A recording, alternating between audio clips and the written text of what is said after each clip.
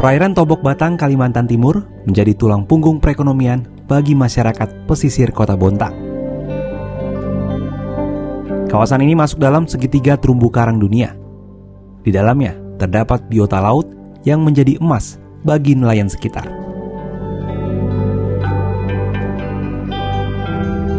Yusta 36 tahun, nelayan dari Kelurahan Bontang Kuala, Kecamatan Bontang Utara, merupakan salah seorang yang sehari-hari memanfaatkan hasil laut di perairan Tobok Batang. Sejak kecil, ia bersama orang tuanya menggantungkan hidup pada tangkapan ikan di perairan tersebut.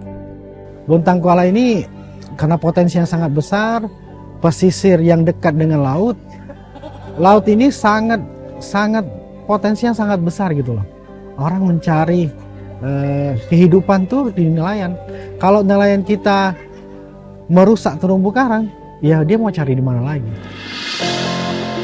Meski demikian, Yusta dan nelayan Bontang Kuala lainnya pernah menggunakan jalan pintas untuk menangkap ikan, yakni dengan bom, potasium, dan pukat harimau. Yang memang dulunya sejak kecil saya memang pelaku bom. Saya juga pelaku bom, saya pelaku potasium.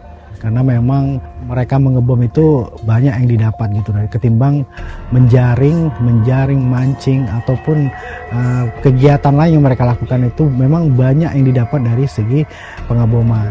Sejak tahun 1989 hingga 2009, penangkapan ikan secara ilegal marak terjadi di perairan Tobok Batang. Terumbu karang pun porak-poranda. Tobok Batang berubah menjadi perairan yang rusak.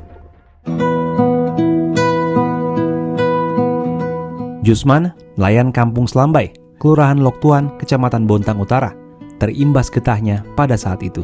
Jadi 20 tahun sebelum-sebelumnya itu, terumbu karang di Bontang itu sangat padat, Mas. Jadi kalau 20 tahun yang lalu, sebelum 20 tahun yang lalu, Mas, kita lewat aja di Tobok Batang itu bisa dapat ikan, Mas. Rusaknya itu di 20 tahun berikutnya itu hampir 90% terumbu karang yang ada di Bontang itu hancur. Diakibatkan oleh penangkapan ikan tidak ramah lingkungan, khususnya menggunakan alat tangkap dengan cara pengeboman sama potasium, jaring harimau. Sehingga Laut Bontang itu hampir di sekitar terumbu karang itu pada hancur. Setelah dibom, Mas, otomatis ikan-ikan karang itu udah nggak ada, Mas.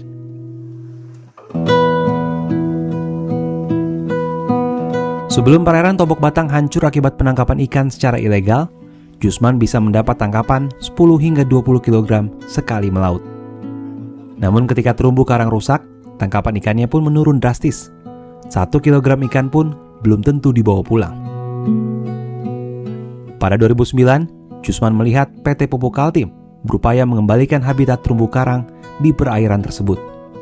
Jusman yang merasakan ekses kerusakan terumbu karang menjadi tergerak. Berdampingan dengan perusahaan tersebut, Jusman ikut merevitalisasi perairan Tobok Batang. Jauh sebelumnya kami nggak paham, Mas, apa sih itu terumbu karang. Awal terbentuknya kelompok Kimasea itu bukan dari inisiatif masyarakat, Mas. Memang pada waktu itu diajak sama PT Pupuk Kalimantan Timur. Kalau Pupuk Kalimantan Timur ingin melakukan konservasi terumbu karang. Jadi terbentuknya kelompok Kimasea itu sebenarnya kami tujuannya bukan untuk konservasi awalnya, Mas. Ya, tujuan kami pada waktu itu gimana caranya kami supaya bisa dapat duitnya PKT.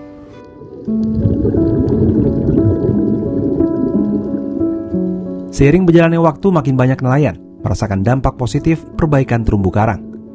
Kondisi ini menjadi cikal bakal terbentuknya kelompok nelayan Kimasea pada 2017. Pendampingan demi pendampingan pun dilakukan oleh PKT kepada kelompok ini hingga tahun 2022. Jusman dan kelompoknya aktif menanam media transplantasi terumbu karang. Usaha para nelayan melestarikan terumbu karang membuahkan hasil. Sejak 2009, ada 14 gugus dengan sekitar 7.000 media terumbu buatan tertanam di lahan seluas 6 hektar. Pada 2020 tercatat 38 spesies terumbu karang kembali lahir. Jumlah tersebut meningkat drastis dibandingkan 2011 yang hanya 5 spesies terumbu karang. Ikan karang juga bertambah menjadi 38 spesies di tahun 2020 dari 6 spesies pada 2011. Tapi setelah dilakukan konservasi dan terumbu karang udah lumayan bagus, ya kami udah nggak kemana-mana lagi. Carinya cukup di Bontang aja.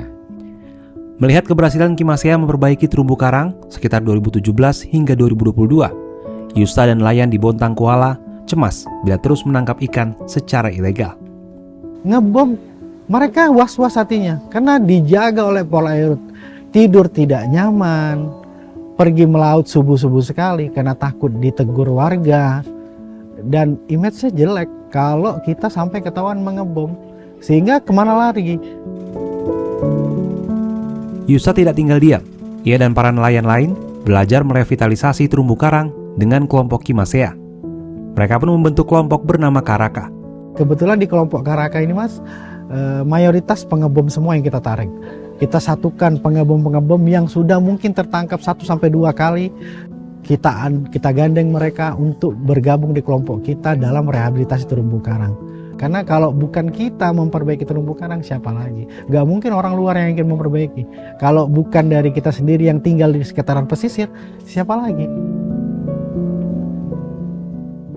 Kalau laut tidak kita jaga, kita tidak imbangi, ya akan hancur seperti itu saja.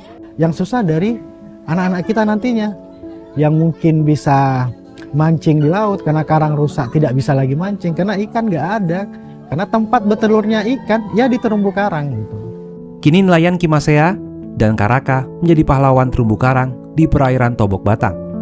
Selain memperbaiki lingkungan, mereka juga menangkap ikan dengan cara yang legal. Para nelayan berharap emas dari perairan Tobok Batang tetap lestari.